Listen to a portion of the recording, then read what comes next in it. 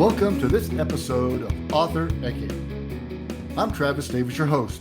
Tell us your story. Hey everybody, welcome back to Author Eke. I have Joe Goldberg today, very accomplished writer. And if he says too much, think a black card's going to show up. And if this is the last podcast, you know to go look at him. Go find him. Go like that. Yeah, that's right. That's what you do. I may have to gray him out here. But too late, Joe. Too late, man. Stand in line. Mine decided just to leave. So that's a great meeting you. Thanks for taking the time. Absolutely. Look forward to it. And we're going to get into your books, your kind of the history, what kind of motivates you, and just kind of a conversation. So sure. I'd like to go introduce yourself, Joe, to all the Author Eke folk. Okay. Joe Goldberg. I've had a career that I've gone through pretty much all the arenas of careers. When I actually started marketing research while I was waiting for getting into the CIA, and I went to the CIA out of college with the University of Iowa. Go Hawks. Go Razorbacks. Iowa. Razorbacks are okay. I don't mind them. We actually had a guy I was in marching band, a guy who used to wear a Razorback hog hat as he marched and practicing. Yeah. I think I saw him. Yeah. Back in the University of Iowa Hawkeye marching band days in the 80s. Exactly. So I got to Iowa with a political science degree and a broadcasting degree and a minor in history. So I had this kind of bifurcated desire to do something political and to do something creative. And the CIA came on campus. I thought that was the best way to go. So I applied, took a year, got in, went into television analysis. This is the 80s, so it's before anything that you guys even know. The videotape wars were just decided between beta and VHS. This thing's called compact discs were on the horizon. Yep. CNN was fresh on the air. So it was like we're at the kind of the cutting edge from the analog digital transition time. So that was kind of exciting. I did media analysis. I did propaganda operations. And for about 8 years, decided it was time to leave for family and other reasons. I went to Motorola, which had the largest, most professional intelligence operation of any corporation in the world. In fact, it was the benchmark. Really? I didn't know that. Yeah, it was started by Bob Galvin. He was on the President Nixon's foreign advisory board. And he saw the CIA people coming in brief, and he said, that's cool. So he actually brought in a guy named Jan Herring from the agency, who started a group inside corporate strategy about the 1980s, 1982. And from that point on, there was 5 of us who ran that group. We're all former CIA officers. I was the last one before Motorola sort of contracted, broke up to pieces. Corporate didn't exist anymore. Right. And after that, I saw 16 years there. I worked in a business unit in cellular. Then I went into corporate for a long time. And then after it dissolved, I went back to my roots. I was a political scientist and a communications guy. So I was asked to help run overseas political campaign management for actually the Obama guys, but that's a whole other story how that happened. And so for 8 years, I helped run presidential and prime minister campaigns overseas. Nothing U.S. Don't care about Republicans and Democrats. U.S. Well, I do care, but I don't do their elections. Right. And they don't do theirs either. Yeah, I know. When Nigeria's elections makes more sense than the U.S. elections, then you got a problem. Yeah, exactly. So then after that, I started teaching. I'm an adjunct professor in mass communications at one of the largest community colleges outside Chicago. And I write it. I write, although I started my first book back in actually right around 1999. The day it was sent to go out was the week of 9/11. So it's whatever this is. It's almost exactly whatever number of years ago. 23. This week. Yeah. So this week, the day before was 9/11. I had my terrorism book on Libya, my fictional historical fiction book. And I had to rip back in the days you had to actually mail things in big envelopes and make cover letters and go to the printer. And so I rewrote my cover letter saying, hey, if not terrorism now, then when? And I got some nice comments back then, but they were like, everybody was scared of terrorism. It was just fresh. Fresh. And I sat on it for a long time. Sat on it for about 14 years, actually. Oh, wow. Life got in the way, Yeah. and then some life-changing events happened. I said, if not now, when? Same thing for that letter. Mm-hmm. 2014, put out the first book, which was an Amazon #1 bestseller for a long time. Mm-hmm. And then was going to write a sequel that my friends said, oh, it's a historical fiction. It's like Argo type of historical fiction, or the Americans. I thought it was fit right in that groove. Right. They're like, oh, don't do that. They want contemporary spy novels. So I stopped writing my sequel, and I just tried to think of something new, which is the current series I'm actually finishing off now. So that's excellent. Pretty much it. Excellent. I mean, that's quite diverse. And then, what are the odds of you wanting to write a book on terrorism and then 9/11 happens? That's shocking. Yeah, that's shocking. Yeah, my book was Gaddafi based, and so it was actually there's pages in there. I pulled out the page and showed to people when I'm talking about the transition from state-sponsored terror to non-state-sponsored terror, which was what was happening then. So it wasn't that it was prescient, but you could see it happening. Oh yeah, he was big into that. I mean, look at the bombing in Berlin. Well, that's in the book. The disco. The disco, and killed, I think, one soldier. Yep. And then the retaliation by Reagan was launching an attack, but France wouldn't let him fly over. Yep. So they had to go all the way around. Yep. That's the whole book takes place from basically September 85 through the very beginning of 87. And that is the story, the theme. So when were you in Europe? I was never stationed there. I was based in the U.S. and in my propaganda operation days, I would fly out to stations that needed help and support. Not a support. I did from headquarters. I sort of, our group was, people come down with ideas. Hey, can you help? Right. And he'd say yes or no. And he had to, it was a crazy 80s time where everybody thought they could be Steven Spielberg, and, it's just push the video button and make this thing. And, when Ronald Reagan says, hey, Mr. Gorbachev, tear down this wall, we all stood and looked at each other and went, well, our here comes a video. days just changed. All right. So we spent a lot of time on that. And there's been discussions about how impactful was U.S. propaganda operations against to bring down the wall. And I was kind of involved a little bit in my little way, and I have no idea. I do. I think I can't say I don't care. Right. But how do you know? It's propaganda. I can't survey the people. Exactly. Yeah, you don't know. You just have to throw it out there. The repercussions are what you want.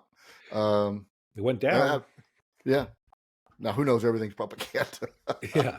Seems like it's part of my misinformation class. I teach propaganda. So because I was in Europe in 78 and 79, so that was when really like the Baader Meinhof gang, the Red Brigade, were kind of out there. And I'd guard the West Germany Czechoslovakian border at that time. Right. And then we came back in 83 to 86 and did the East German border. And I was a border operations sergeant for a while. So I get all these reports in from MI battalion and, all these documents, you read them. And, what food shortages are there in East Germany, for example. Right. So I'd read those, and it was summer. I'm a soldier. And they had a citrus fruit shortage. So naturally, what do? I go buy a bag of oranges. I pull my Jeep up where they're working on the fence. And so, it's back, 10 yards at least back from the fence. But I pulled right up to where the border was. There was a Grenzauklair, which was an East German special border scout for their side, who would watch all the workers, make sure nobody ran across. So I decided, well, I'm going to sit on my Jeep. I'm going to turn on some music, open a Coke, and have an orange. You didn't share? You didn't try to recruit them? Hey, soldier, have an orange. I think I was mean because I ate half of it and then threw it on the ground. Oh, man. That was an opportunity to make friends.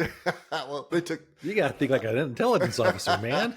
They took pictures of me, and I took pictures of them all day long. But I actually opportunity, left the orange. Opportunity lost. I left the orange where they could grab it if they want. Yeah, them and their bugs. All right. Well, you're an Army guy. I was an Intel guy. That was opportunity. That's great. My son was an MI guy in the Army. So you wrote a book, you put it off for a while because of, world events, would probably, good Life. time, people freaking out. And then you put it out, it did very well. So, write a sequel, and your friend's like, no. No, no. It was actually Don't do Kevin Maurer who wrote No Easy Day, that. Uh-huh. the book about the Obama, the Bin Laden raid. Yeah. And we were having breakfast, and he said, "Just don't do it." So it was just he actually wrote when he was signing the book for me, saying, "Go out and write that corporate intelligence book." 'Cause I was in corporate intelligence, not corporate espionage, corporate Right. intelligence. Right. But when I got done writing the first draft of that book, you know what I figured out? What's that? Corporate intelligence is boring. Right? Nobody wants to read about writing Excel spreadsheets or what font you're using in your PowerPoint presentation. It's just how do you make it cool? And I have a thing about being plausible. Right. If it's not plausible, I have difficulty writing it. I understand coincidence, and I'm known for my sort of jump the shark illogic. I hate that.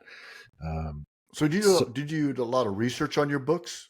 Because I'm the same way. I don't want to. I'm going to write what's not probably out there yet, but what I think is potentially plausible in the future.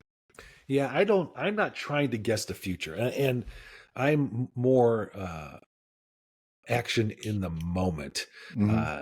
Yes, I very much research and try to get my stuff based on current events because that makes it plausible because this is actually happening. In fact, my next book, I'm doing that right now. It's a non-espionage book, thank God. And I just can't stand it when really dumb things are in books. It just stops me, or in movies, right? In the Bourne books, or Bourne movies. You said, I'm sure you've seen the movies. Oh yeah, the third one when they blow up his guy in Marrakesh or wherever it is, and Bourne goes down to the mortuary and gets the fried briefcase, and he picks through the ashes. Remember that scene? Yeah. And so, lo and behold, what does he find in this totally fried out suitcase? the address that's unburnt. In fact, it's perfectly burnt around the edges. Of course. Of the true location of the super sub-secret CIA station in New York City that he has to have. He has to have that, or the movie stops right then. And I actually sat forward in the movie theater and groaned, and my wife taps me on the shoulder and goes, "Oh, it's only you know, only you." But that's implausible. That's ridiculous. Right. Everything's burnt. The thing he needs. And oh, by the way, the agency's so stupid that they put the seal of the agency on the outside and they put the true address. That's lazy writing. And I just try to avoid that. And if you're a writer, don't be lazy. Right? That doesn't mean you have to be hard. Just don't say, well, I'm stuck, so I need to have the alien come down, and it just ruins it for the reader. And I always have the reader sitting right here, and they're looking over my shoulder saying, "Joe, that's ridiculous." Plausible. Yeah. I'm a relatively new writer, so but I try to match it back to either world events or what potentially world events, technology. I was talking to somebody the other day and signing a book and everything. So I was talking to him about my books. He goes, "Oh, so you write like an old Tom Clancy, the older Tom Clancy books." Yeah, there's Red Hunt for Red October. Yeah. Oh, I wanted to join the Navy after that. And I was a staff sergeant in the Army, and I called the recruiter in Frankfurt. Go, "Hey, I want to join the Navy." He goes, "Well, you lose a rank." I go, "Goodbye." Yeah, thanks for that. Have a nice day. See you, sailor. That was a book. That was. I found I was just talking to Ryan Steck, the Real Spy book, about this yesterday. What books or authors are era changing books? And Clancy, everybody knows Tom Clancy. Yep. And Hunt for Red October's been made into a movie, but his fourth book, was that Cardinal in the Kremlin or something? Yeah. I mean, do you really know the plot? You know Jack Ryan, right? And he became sort of implausible, right? But that's right. But the character, right? And John le Carré, Smiley, right? So the Jackal from there's just you may not remember the plot, but those things, and so I kind of see those as seminal books that sort of change industries. We're talking about who today are those writers, who are not that they're the same, but who really just sort of change the direction of the thriller, action, adventure, espionage genre. Yeah, because he was definitely the first one that wrote. I mean, you always had always had Robert Ludlum. He was a changer. That gang. Yeah, I mean, and I don't think Le Carré could get published today. Really? Well, he's boring. Right. I mean, how many people die in what I consider the best book of all time, Tinker Tailor Soldier Spy, or even the second greatest, probably the spy came in from the cold, Mm-hmm. and nobody, well, one or Right. two, it's kind of, but that's just afterthought. The book is internal espionage, the dynamics of these people working together in this really tough environment, and how they're recruiting and how they get, no one now you got to kill people. Like Josh Hood told me very early on, if you get stuck, kill somebody. It's just that's That's what's hard to in. do. That's hard to do sometimes. You don't want to kill your characters off. I remember I read Gorky Park, Of course. and I just love that book. I mean, that to me was just phenomenal because I was always interested in that espionage type thing. I was in Germany. I was 19 years old, 19 or 20, my first tour. A couple years ago. And that was 78. That's the height of the Cold War. And, our mission was to guard the East-West or the Czech border, and the other was East-West. So, I'd be around town. It was, drizzling, rainy. You see somebody walk behind you. They got a trench coat on and a hat and everything. You're like, oh, you never know. I mean, it's kind of crazy. Don't be too cliche. Don't be. I know, but we practiced that on the streets. But in fact, I did that. I felt like a cliche. I was 19. I was 19 years old from Arkansas. I'm like, come on, this is an interesting place here. Yeah, that's life experience. But that's what writing is, life experience. Yes. And the write what you know only goes so far, but you write what you see, you write what other people talk about. You see these things, you remember them, and 20 years later, you go, I'm gonna stick that in there because I kind of remember that guy, or that person, that woman. Yep. That's what the experiential writing is, to entertain people. Yeah. And I do. I mean, then you got a tough skin too, because some folks, kind of rough on you from reviews or whatever, but you got to have tough skin. But I enjoy writing, and I enjoy having people read the book and comment on them. So what's your latest book that you have out right now? Sorry, the latest book, I don't have a copy. It hasn't printed yet. It's the third of my Spy Devil series, which was the book I started after Secret Wars, which was the big one. And I decided to do a 3-series book, and I self-published because I'm impatient and stupid. So I'd worked on it for a long time, and I thought I had it in shape, and then COVID comes along, and the published industry is sort of waning, and I'd already started querying before COVID, and I wasn't getting the reaction I had hoped for. I got a lot of full reads and partial reads, but it always came back with the standard, I like what I'm reading, but, and I realized it wasn't quite ready yet. I thought it was ready. I needed to take a couple extra steps. I kind of feeling that way for this next book, actually. So I did it on my own and wanted to do it right. And it's a pretty good book. And I had the second book, and now I'm doing the third one, which completes the arc of the Spy Devils. And I want to get away from espionage a little bit. I'm going to get into more, not psychological thriller, conspiracy thriller, so something like that. Just not spies. It's all spy stuff. No spies, no espionage, no bang bang. No special forces, no special ops stuff, which I'm not one. I'm just kind of talk to people, make it up, although that's not important in my books. Well, I think there's a lot of those already. I mean, it's an oversaturated market. Hey, if you're an espionage writer, and I don't want to piss you off, but it's a dying genre. Yeah. And there's 4 or 5 great writers who dominate, and everybody else can get your small but loyal following, which I think I have, and I appreciate that. But I don't think I can take it any further without just sort of doing the same thing of a different name. Yeah, I got ideas, and I've left open book 3, which is called Devil's Own Day, and that I could do a book 4 down the road if I want to, or a novellas, which don't sell, but they're just fun to do to practice writing. So it's not it is the end of that series, and it ends like it sounds like the end, but if you're reading, you can tell that there is a way to keep going. Right. It's not hidden. It's just that my main characters, all the main characters have changed positions, so there are new things to do. So there's that. But I really don't have an interest in writing it for a while.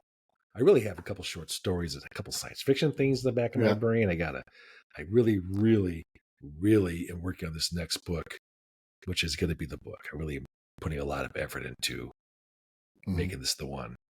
Yeah, I've started writing my third of the series. I'm about halfway through, and I go, do I want to, finish it? Or, because I have other Yes. things I want to be able to do, and I've got some, Yes, you World War do. One interests me, right? Yeah.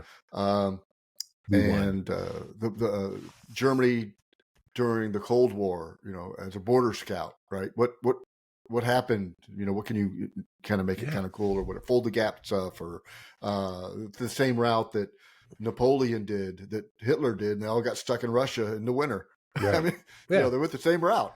History repeats itself. It's called Afghanistan in the current times, right? Well, you can't. We're living in an age that was a product of the World War One treaty. Yeah, Versailles. exactly. Mm-hmm. Yep. And which caused World War lived II, that all the time. and then off we go. So we're living it again. Mandates of breaking up countries, the changing the lines. And I remember I was in Ukraine once, and I was talking to a cab driver, and he goes, "My father was born in this village, and it was run by this country, and then my mother's born in a village was run by this country, and I was born there, same village, 3 different countries." Yep. Right? The lines kept getting drawn, but it was the exact same spot. Exactly.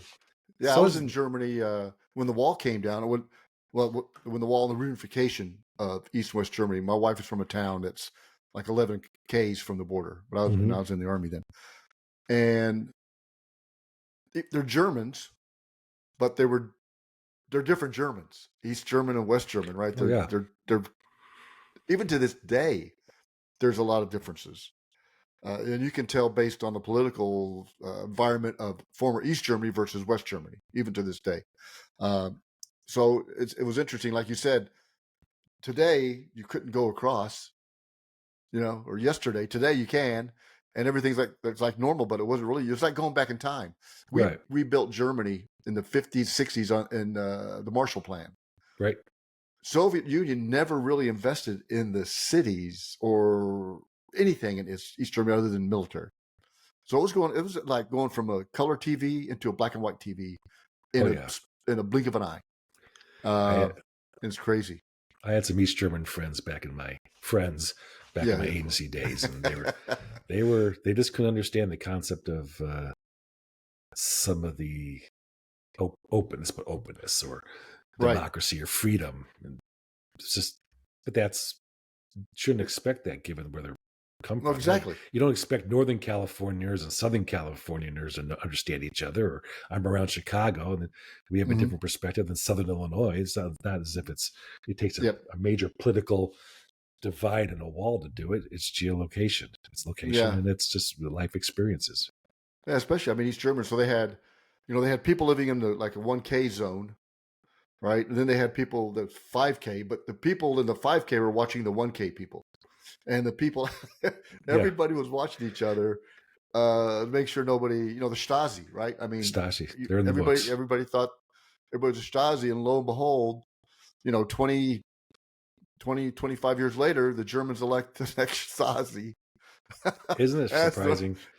Fear the Stasi, the German Secret Service, or Chancellor of Germany. I'm like, oh, holy cow! What are you guys got to be kidding me? That's crazy, crazy. So if you didn't write, and you're not evidently looking to write other things, but what would somebody suspect that you want to write, but you would, or like as a kid's book, would it be research, nonfiction? What would you like? If you could, say, I want to do this. I want to write a historical fiction. My great American novel, my To Kill a Mockingbird, which is the top of my list of all time books. Oh yeah. Is an idea I've had since 1990. It was my process of getting out of the agency, trying to figure it out. I went back to my hometown, Waterloo, Iowa, which may be the basis of my next book, at least not in name, but in existence, and fictionalized. And I just had this epiphany. See, these are the sidewalks of my youth, and the movie theater that I grew up in, this great old movie theater. It was the largest theater west of the Mississippi, first air-conditioned building in the state, huge Gothic-style Balabot and Katz theater, like the ones in downtown Chicago. I'm like, now it's a flood control project in a park. And I'm like, this is where I spent all of my time. And I just said, there's a story here. There's a historical story.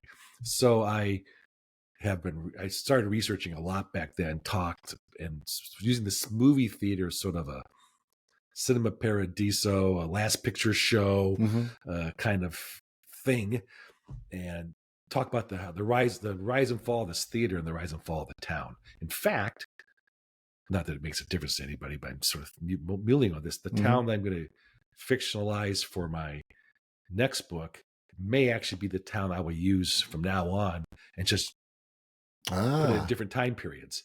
So I get to my Great American Novel, which I've had the title for forever. I will use the same town, so it'll be at a different time frame. And those, so not that it's not supposed to be some sort of cute, tool, but might as well make up one town and just use it throughout the history of time. So that's it's you don't have to kill off anybody. I don't. You don't have to kill anybody. Well, you got to kill somebody. They get old. People get old. Every book that's has a murder trial, or somebody gets. I mean, crawdads. If you read the crawdads thing, it's a murder and a murder trial. It's the best. Right. Kill a Mockingbird. Right? Every book has got the kill.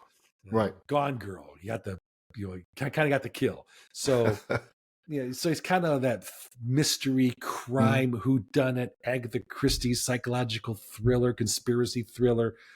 That is where I'm going with this next book. Not quite that complex, but and creating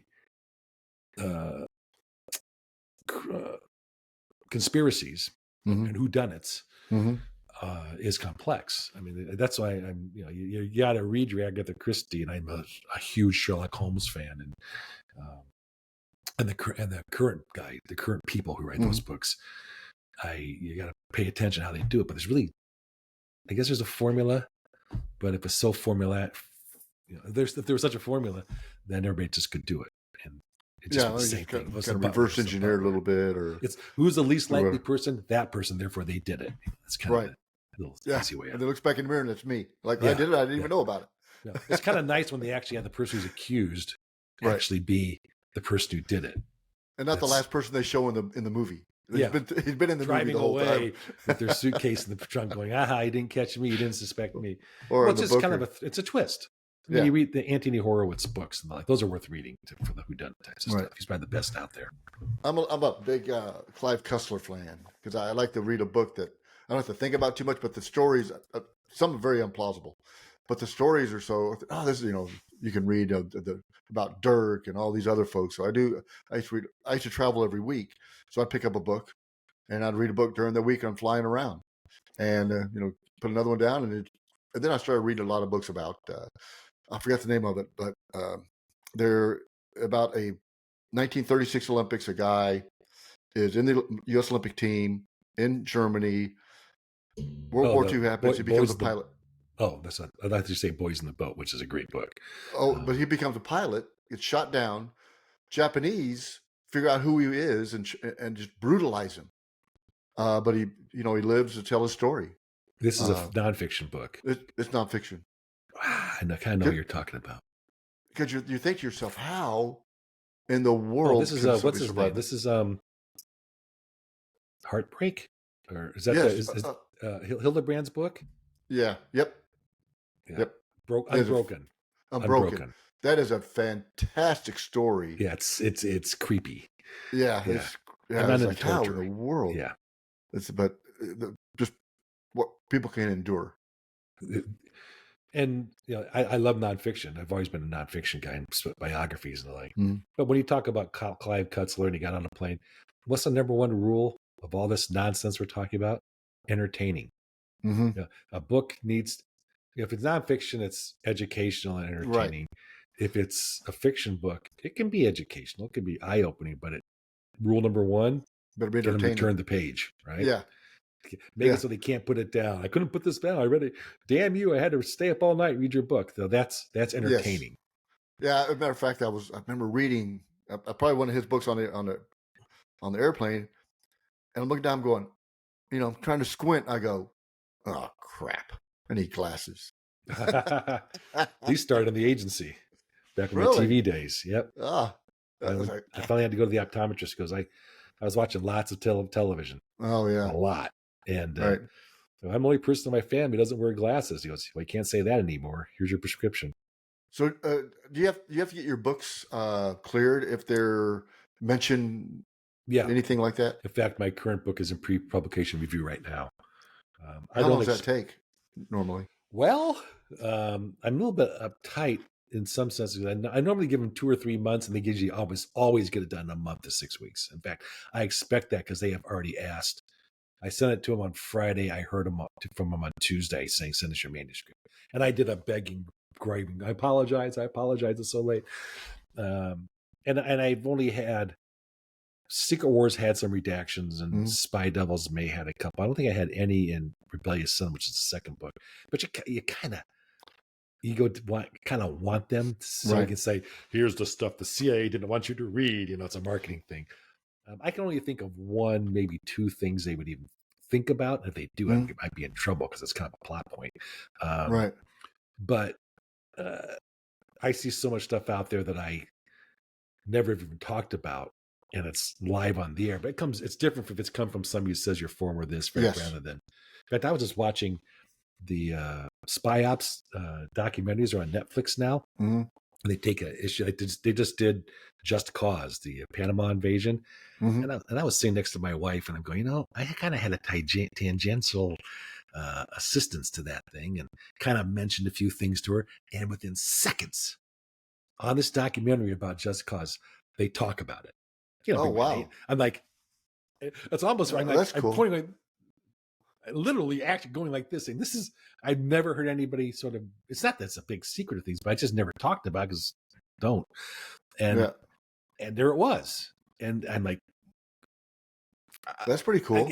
It's cool. It's on a documentary. It's Panama, blah blah. No one remembers Panama, but you don't get a lot of validation when you're doing propaganda ops, and you don't get a lot of padlock action. You don't expect them in the agency. In fact, you're not even asking for them in the agency, in the military, right? You just do your thing and off you go. So to see a bazillion years later, a documentary on this thing, which takes the time to discuss how important this little thing was, and I was really just I helped, but I wasn't the guy behind it, is gratifying for a life that's close. The end is closer than the beginning, right? So like, okay, that's like 88, 89.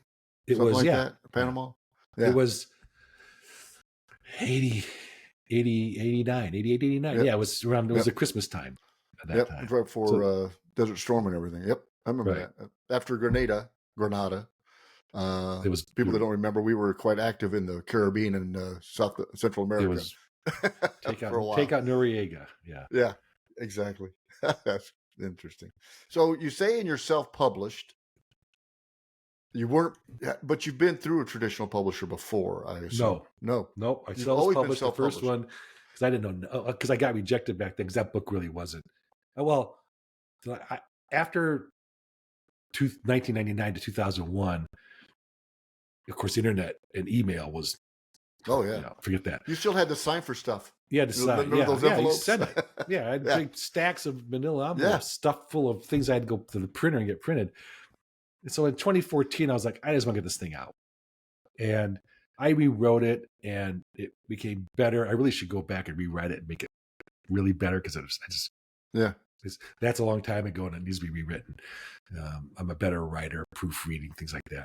Yeah, I think that I won a few awards and I actually got. I mean, it was pretty good in its the mistakes and the errors and the nuance of a novice writer.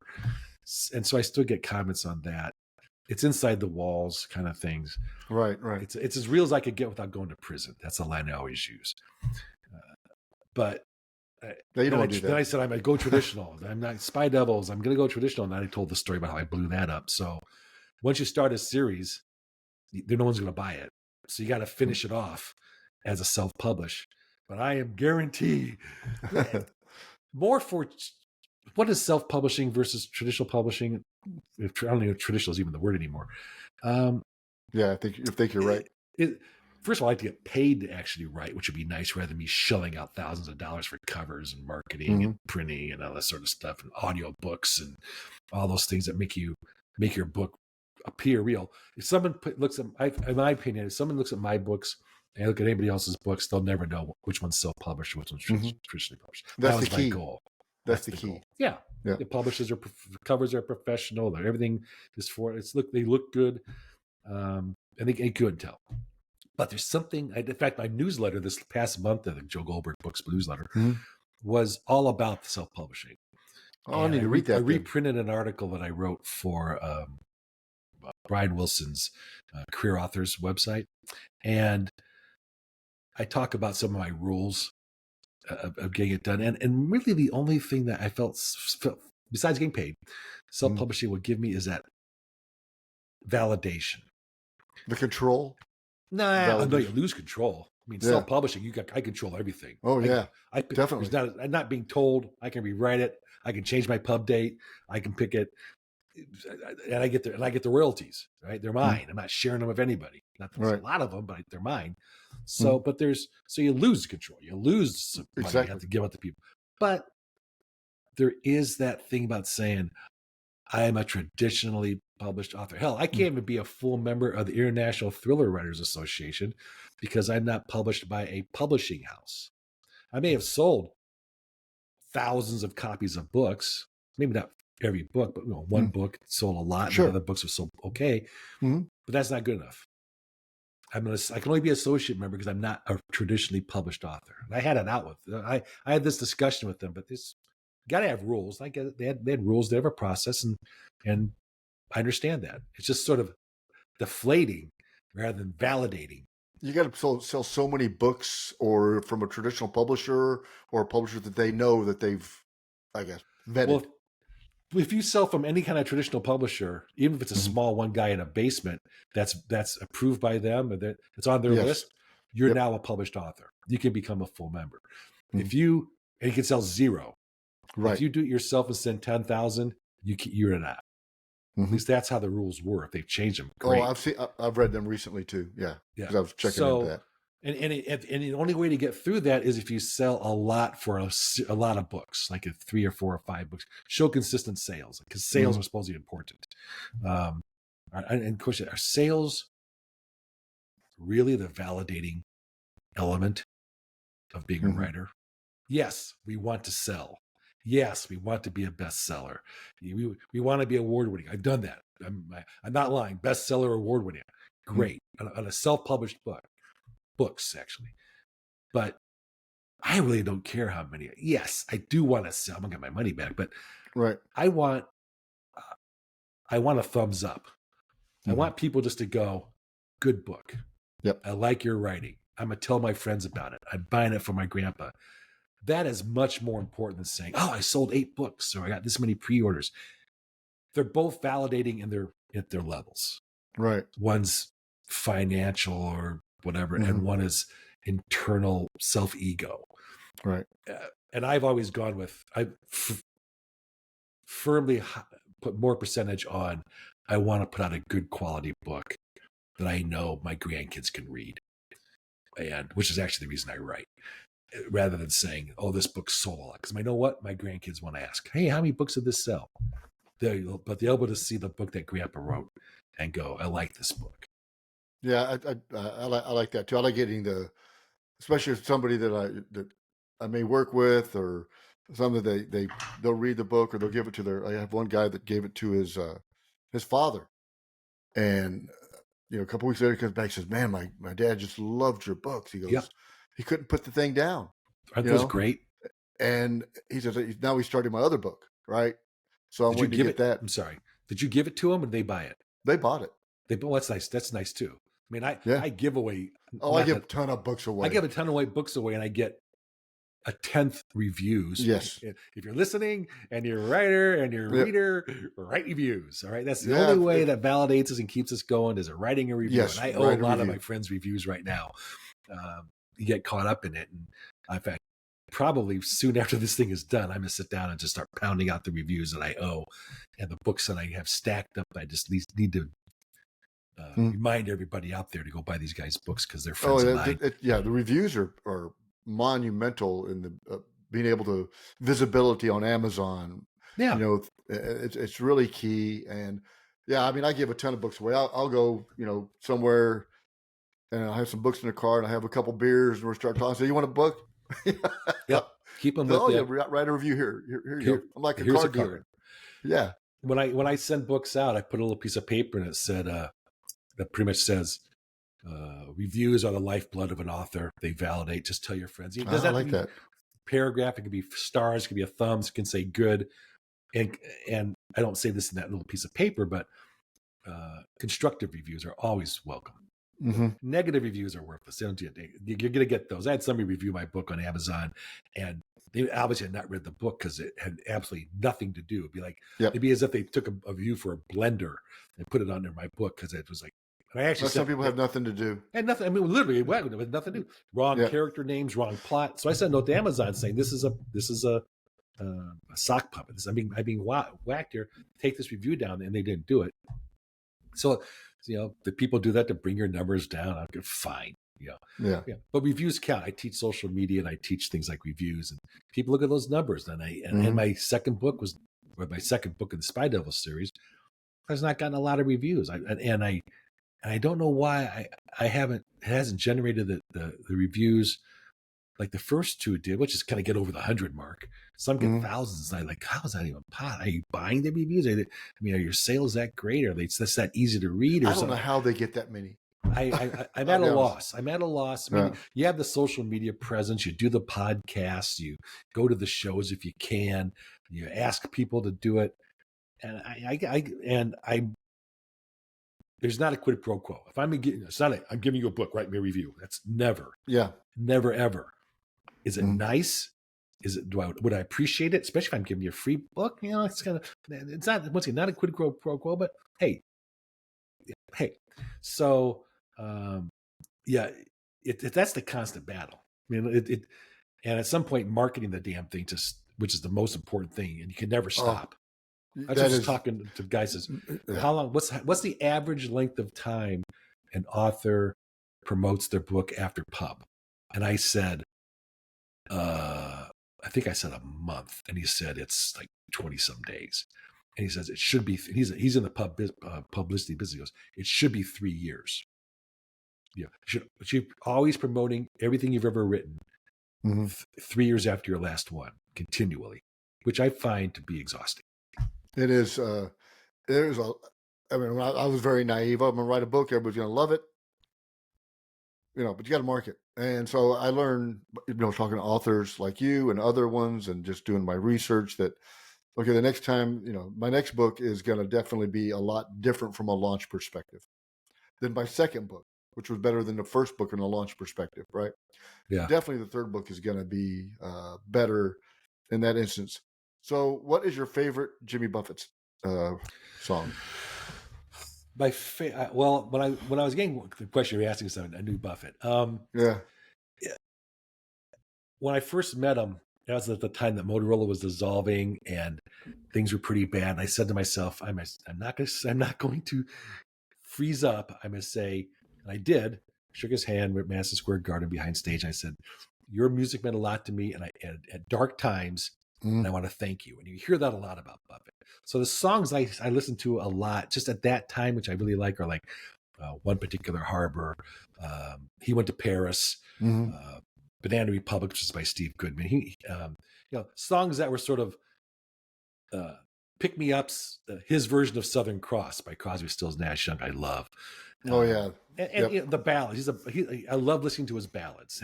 That's where he's at his strongest. He actually said, I'm a balladeer. I like to write.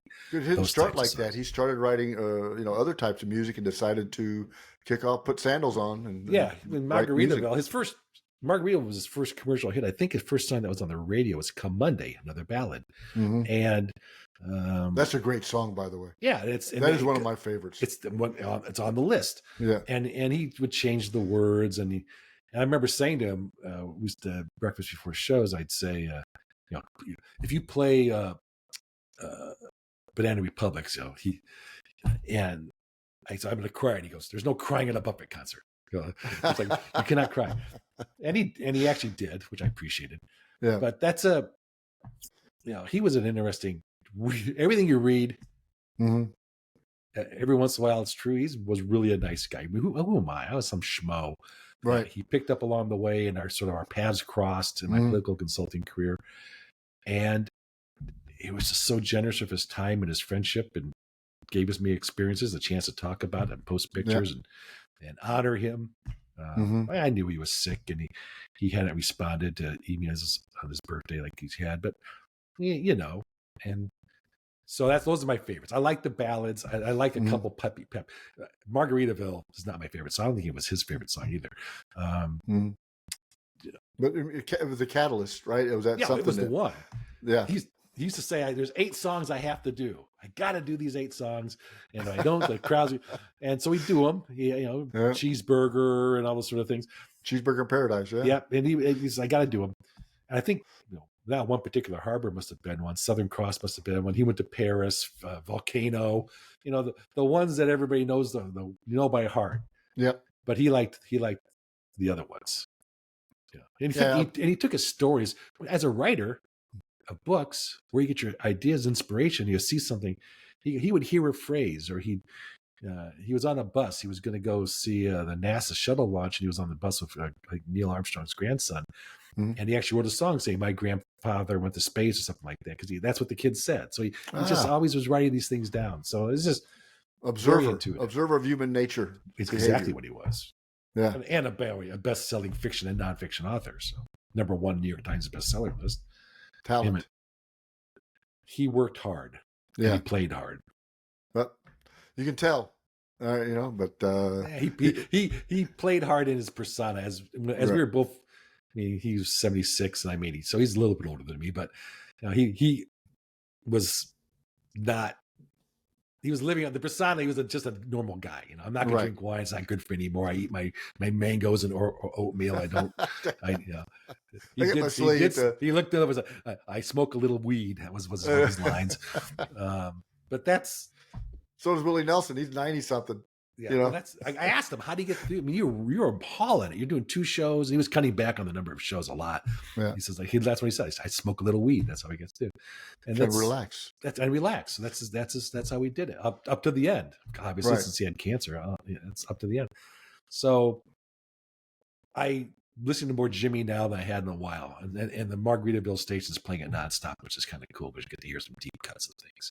So that's good. So how do you write? Do you write a sterile environment? Can you listen to music?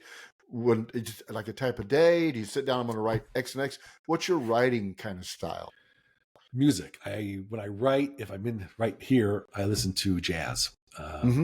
If I'm come out of the musical theater world and I memorize lyrics. So if I actually hear words, my mind is going to flip over there. If it's quiet, my mind's going, "Ooh, it's too quiet."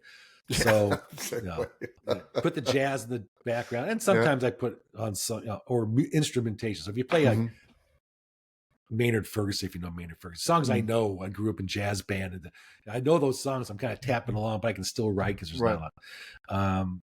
I don't have a schedule. I'm a slow writer. I need to visualize what I write, and I sit down. I can pound it out, and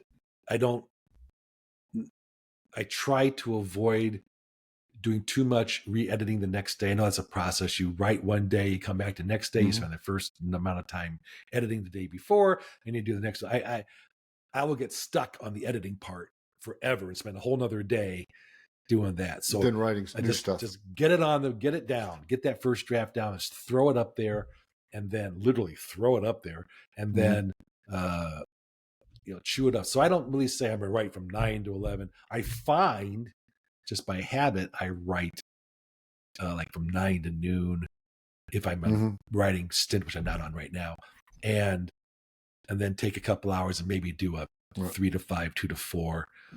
But it's always there. If it's cooking. At night. I can't sleep. It's just I wrote the first opening of the next book, I think, last night, just in my brain. I should have sat down and typed it out. But I don't say 2,000 words a day, and you got to write every day. And I know that's something that works with some writers, but I can't handle the stress. I can't say, "Oh my God, I didn't write today. I am a failure." Yeah. And now it's 2 days in a row I've written, and I bet those guys. Failure. Much bigger failure. So what you do is you take imposter complex, all right, and you take fear of missing out, and you whoosh them together, and you paralyze yourself. Yeah. So just do it because you know what? Everybody else is doing it, and there's nobody looking over your shoulder. There's no closed circuit camera there saying, "Oh, Right. Joe's not writing today. I Yeah, better tell yeah. the world." You know, it's you. You're alone, and you can do it anytime you want. If you have a goal, Mhm. you're right to your goal.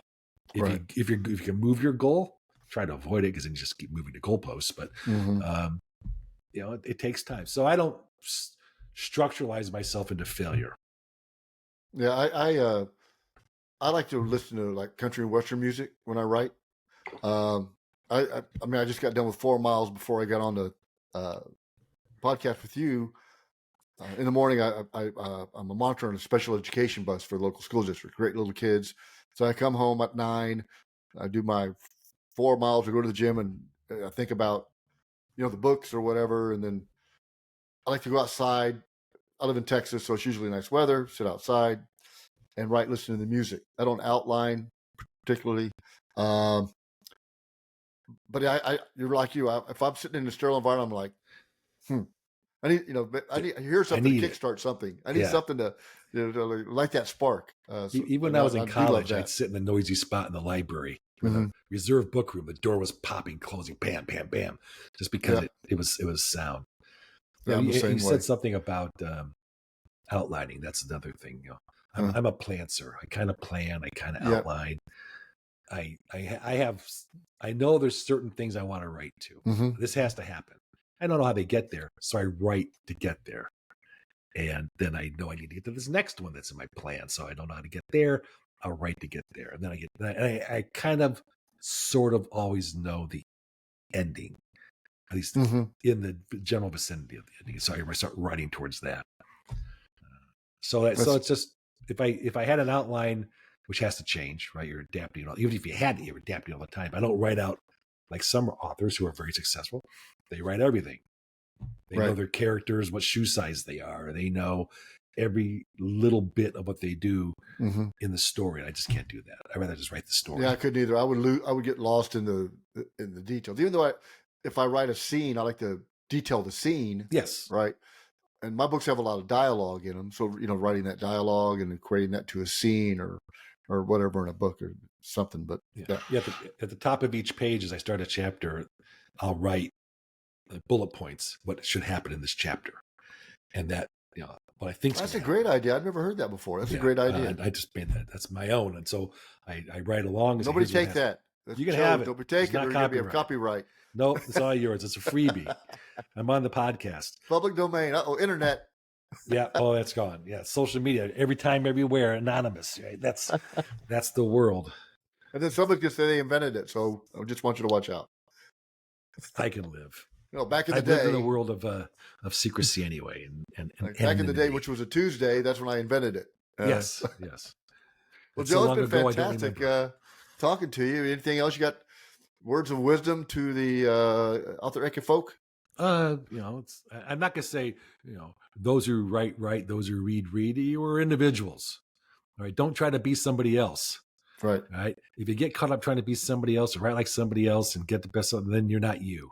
Be the best you and write an entertaining book. So where can people get a hold of you? You win. Yes. So where can people get a hold of you? JoeGoldbergBooks.com. Everything's there. Twitter? Twitter, Instagram, Facebook. I'm not on TikTok. That's my social media /CIA world. And I'm really thinking about it because it's become table stakes. And I teach it. So it's kind of like maybe I should be on TikTok, but I haven't got it. So all the major other ones that are worthwhile. Okay. I'm kind of on. I mean, that's where I contacted you, was on X. That's Twitter. It's Twitter. It's Twitter. I know. In fact, I was writing my syllabus for my class last night, and I have there's a Twitter assignment. And I'm like, do I call it Twitter? So I did X. What do you call it? X? What do you call when you tweet? An X? Hey, I know it's a brand that no one, it's kind of like saying I'm going to Xerox or I use a Band-Aid. It's Twitter is there forever. Yeah. I'm like, I don't X. Well, I don't want to triple X because then I get in trouble. Then again, then you're going to be banned by just about everybody. It depends. In certain markets, you'll be a hero. Yeah, it depends. If I'm running for Congress or something in Virginia. Section 230 will take care of it. No X's. Well, great. It has been fantastic, meeting you and talking to you. And folks, go check out his books. And like he said, reviews are critical. right? They are the foundation, not only for the book getting out to more, but it helps the writer say, you know what, I will write another one. It helps It's a validator. motivation. Yep, exactly. So go out there and check them out. And Joe, it's been great. I'm already scheduled. I already booked my ticket for the Bosham or whatever that's called. BoucherCon. I'm ready. I'm going to Nashville. And Nashville should be before it. My son lives in Nashville, so I think we're spending some weeks down in the greater Nashville area next fall. It's a great city. My son lives in Northern Virginia, and I'm going for a book signing next month because a beer garden that I go to there is in my books. Oh, it's where the team goes to decompress. Well, there you go. You have an in. Yeah. Oh yeah. It's been great meeting you. It's been good questions. I greatly appreciate it. Thank you very much. Thank you. Bye-bye. All right. Now, thank you for listening to Author Eke. There'll be another episode next week. Please stop by and start your own story. We can't wait to hear it.